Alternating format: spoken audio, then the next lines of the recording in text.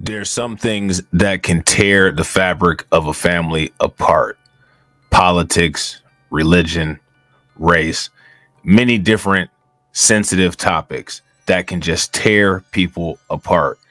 What you're looking at now is a situation like that with the Kennedy family.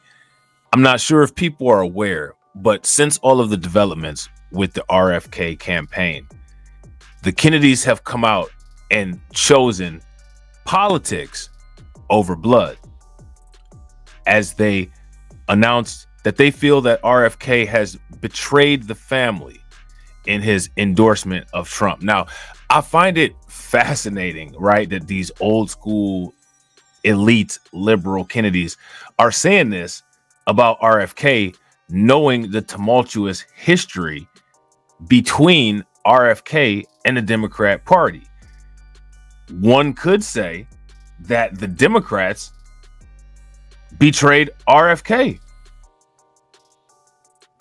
One could say RFK possibly was pushed to villainy. But that's not what his family is saying. His family has come out and drawn a line in the sand. And I think that that's indicative of what happens a lot of times with politics. But I'd ask people to consider this.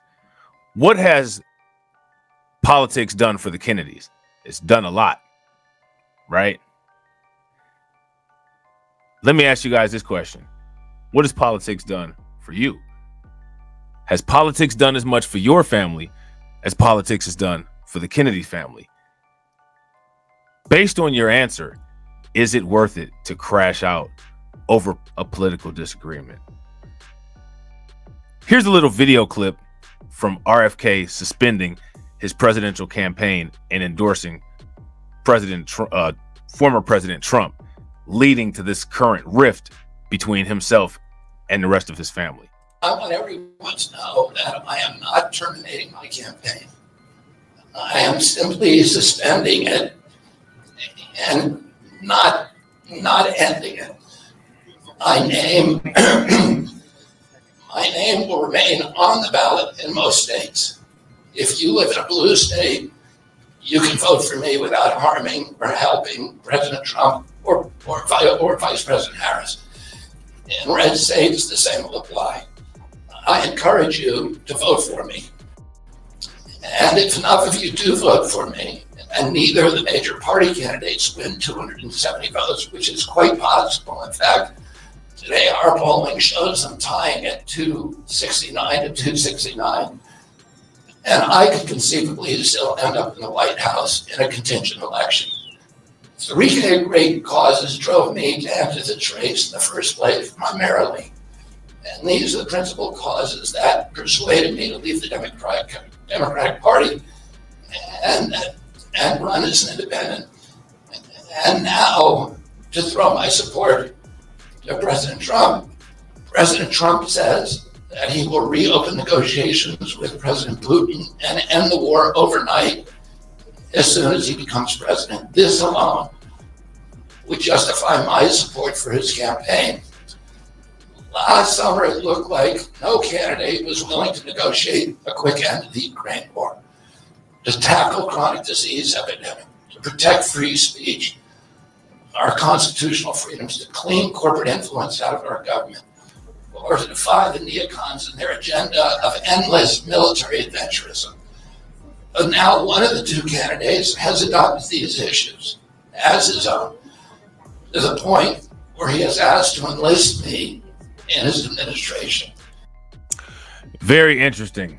It's very interesting that RFK's family would be upset with him over that position. Very interesting. So now here says RFK Jr.'s family members have denounced his decision to endorse Donald Trump after he dropped out of the presidential race, calling it a betrayal of their family values. That's interesting.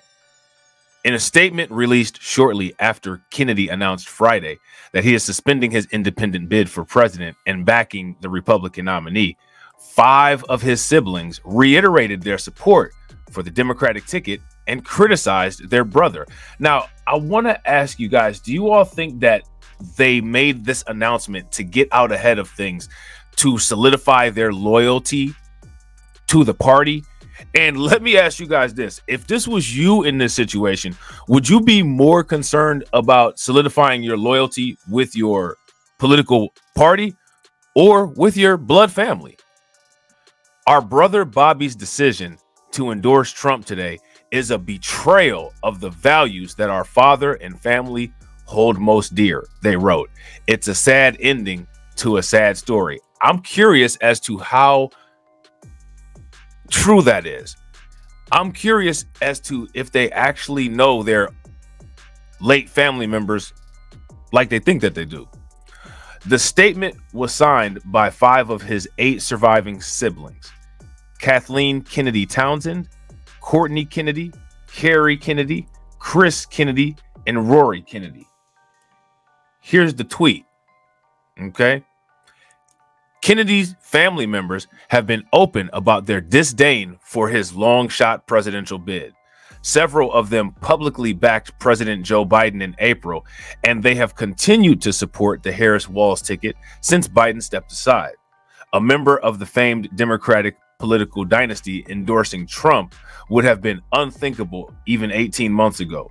But the 70-year-old anti-juice activist's distrust in government has appeal on the right, and his penchant for conspiracy theories aligns with Trump's own leanings, which is interesting because, again, we talked about the legitimate case that he has that was granted permission to be heard in the court, that they're not even mentioning about how his organization and freedom of speech were targeted by the Biden administration.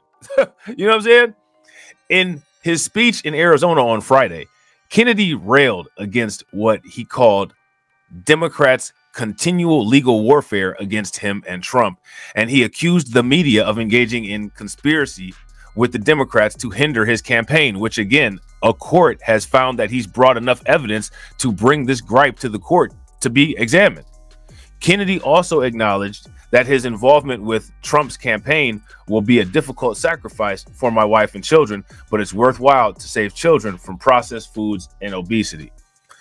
At a campaign rally later on Friday, Trump praised Kennedy, an opponent he once called the most radical left candidate in the race, as a quote-unquote great person. Kennedy's endorsement may ultimately carry little weight. However, he had been performing poorly in the polls, and his campaign's fundraising had been in dire straits in recent months. But the Trump campaign may be banking on Kennedy bringing enough supporters to tip the scale in what is set to be a tight election, especially in critical swing states. And if you guys haven't seen the video where we did a breakdown analysis on the Kennedy effect on the swing states, please make sure that you guys check it out. Okay. It is just wild to me. It's just wild to me that his family chose the Democratic Party over him. Hey, listen, man, I'm going to tell you guys something. When it comes to the people that you love in your life, when it comes to your friends, when it comes to your families, I'm going to give you some advice. Don't be like the Kennedy family. You know what I'm saying? Don't be like the Kennedy family. And another thing people need to stop doing is please stop using these talking points of, oh, we need to get along better. We just can't get along. We need to be able to agree to disagree. And these talking points usually are based off of, quote unquote, what people seem to pick and observe about people like the Kennedys. Let me ask you guys something. Are the Kennedys agreeing to disagree? The Kennedys are agreeing with the Democrats and making the feud public. So this is an example, again, of people making preposterous, nonsensical comparisons and talking points that are not even validated in real life experience. Where do people get this stuff from? Independent presidential candidate Robert F. Kennedy Jr. announced he is suspending his campaign Friday and endorsed former President Donald Trump in the race, a move his family called a betrayal. Kennedy made the announcement ahead of Trump a Trump rally in Arizona a day after he withdrew his name from the presidential ballot. Okay.